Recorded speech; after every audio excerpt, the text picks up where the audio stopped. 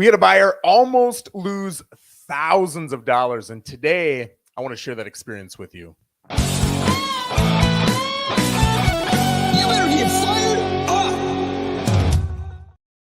So it was a pretty wild experience, right? I've sold a lot of different properties. I've sold a lot of vacant lots, but with this one was a little bit different than normal, right? I'll tell you, in most circumstances, what happens is I tell you your property is worth whatever the market says that it's worth. And you usually try to come up $10,000, $20,000, $30,000 and argue why your property is better than that, right? And then we'll talk about commission. And I can literally say any number and you're going to want 1% lower, right? That's generally how this goes. This was very unique in that I got the phone call and it was somebody who didn't speak English as their first language. That's not that uncommon. It was a New York number. It's not that uncommon. And they said, listen, I'd like to list my lot. Can you help me sell it? Now, I thought they meant I want to sell my lot myself. You're a realtor. I'm calling realtors. Do you have a buyer? And I said, well, tell me the address. I'll look it up on the MLS. And they said, well, it's not on the MLS. I'm asking you to list it. I said, oh, okay, cool. Where'd you get my name from? I got you off of Google. Okay, great. That's cool. Well, I tell you what, let me go take a look at it and I'll get back to you today. All right, sounds good. So I went out there, I looked at the lot and I contacted him and I figured that lot was worth somewhere in the 80s, right? Maybe 80 grand, maybe 90 grand. There were some different reasons that you would go towards each number, but it really kind of would have depended upon their motivation, where they wanted to be on that scale. So I called him up fully prepared to have that conversation, expecting him to say, let's list it at 100, right? Because that's how that conversation tends to go. And when I called, he ended up saying, let's list it at 72. And I said, 72? This is before I even spit out a number. And I said, 72. I said, listen, you should be able to easily get 80,000. If you're incredibly motivated, that's where you want to be. But if you're not that motivated, go to 85, go to 90. You can get more. And he said, I'll do 75. Okay, all right. Well, it's your lot. Whatever you want to do. As long as I've told you, it's your decision, right? Whatever you want to do. So we sent over the paperwork, and there was no questions about the paperwork. There was no questions about the commission. There was no questions about when I wanted to put it on, how I was going to market it, who was doing the photos. None of it. There were no questions. He completely trusted me. Now, I'll tell you, with a referral, with a friend, that might happen, right? But with someone you've never met, it's pretty rare to have that happen. So we put the property on and started getting offers. And of course, we had it listed so low, we had 8 offers within 24 hours. So I started calling back the agents, trying to negotiate here and there. And it didn't matter what I had. The seller was saying, let's sign. I thought, man, this is really fishy. But I still cannot take the credit. I was not catching on, right? Finally, I got an offer from an amazing realtor. Her name is Crystal Queen. She is phenomenal. And it was a beautiful offer. And I said, listen, give me a little bit of time and I'll get back to you. Okay, great. She reached out to me about 3 hours later and she said, Joe, have you met this guy before? And I said, well, I talked to him on the phone for about a minute. The reception kind of went out, so everything else we did was over text. And she said, well, it sounds kind of fishy. Did he speak English as his first language? No, he didn't. Did you get his driver's license or passport? I said, no, that's not something we normally get on these. And she said, well, I had 2 circumstances in the last month or two where we had exactly the same thing happen.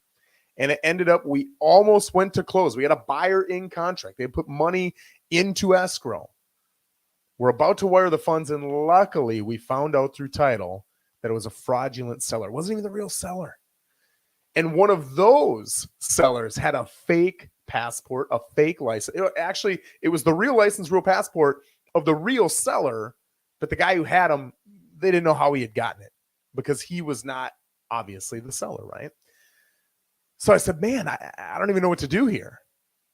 And she said, I don't know what to do either. I just wanted to let you know, but I'll leave it to you to try to figure this out. And I said, okay, cool. So I called the police and I said, hey, here's the situation. The odds of this happening, it could be 90%, it could be 10%. I have no idea. But I want to make sure I do my due diligence and I'm trying to protect everybody here as much as I can. And Jim, you have a good Thanksgiving too, my man. I wish you were here. And so the police ended up saying, hey, you should try to do what's called an attempt to contact with the seller. Where does the seller live? And I looked him up on the county website and I said, well, the seller lives up in Illinois. And I had their exact address up in Illinois. Thank God for the appraiser's website. And so I called that city's police and I said, hey, listen, I would love it if you could go out and check on this guy.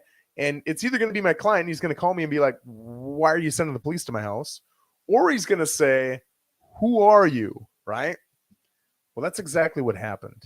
The guy called me probably 30 minutes later and he said, who is this? And I said, this is Joe Rosen, and I am an agent in Port St. Lucie, Florida. This is what happened. And he said, oh my gosh, please remove it right away. And I said, absolutely. I said, listen, I've called the cops. This is what we've done. These are the measures I've taken. You should be fine. I mean, to my understanding, but you might want to talk with the cops a little bit more just to make sure you're safe. So that's what happened. All right. So that makes for a good story, but how do you as a buyer, how do you as a buyer's agent protect your future clients? I'll tell you this. Number one, I want to tell you the details of the story because I want you to be able to point some things out and see where you can maybe mitigate some of those risks, right? I think if you don't have a relationship with a person, if you haven't physically met with them locally here, which is becoming more and more common, especially with COVID, right? I think it's got to become normal to ask for a driver's license and or a passport, some sort of photo ID. And it's really easy for us to look up on the county appraiser's website. Is that the actual seller? Once you see that it's the seller and you match the photo ID to their name, okay, now you've done your due diligence. Now, like I said, Crystal, this amazing realtor, said that she had already done that and it still didn't work out, right? So that might not save you, but at least you've taken the next step and you've done your due diligence. But if you're seeing people who are taking low prices and they have no questions about paperwork, they'll sign anything. English is their second language. I feel like that's discriminatory, but it is what it is. These people are coming from other countries, and you want to make sure you're protecting people, right? So these are all just little red flags that when added up, they're one giant red flag. So things to look into.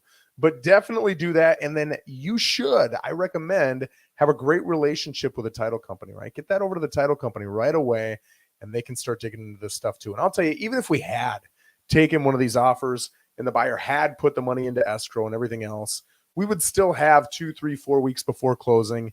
And there's a really good chance that we would have figured this out before it closed, right? So nobody would have lost anything. But I've heard of this actually going through and happening. The money gets wired to the fictitious seller. All of a sudden that seller's in another country with another bank account that we can't track, and boom, they're gone. We can't get in touch with them anymore. So just some things to be aware of, some questions to ask if you're a buyer, a buyer's agent, and some things to be aware of if you're a seller and you've got that seller coming from an area that you don't really have, I guess, eyes on is the best way to say that. But anyway, just wanted to share that with you guys.